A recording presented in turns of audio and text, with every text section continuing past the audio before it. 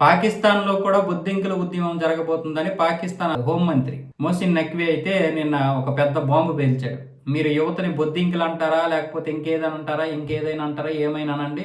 వాళ్ళందరూ ఏకమయ్యారంటే మాత్రం దేశం తలకిందులైపోద్ది. ఎందుకంటే మనం పక్క దేశంలో చూసాం కదా!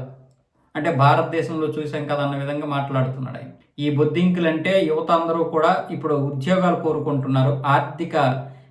ఇది కాదు. ఆర్థిక సహాయం కాదు.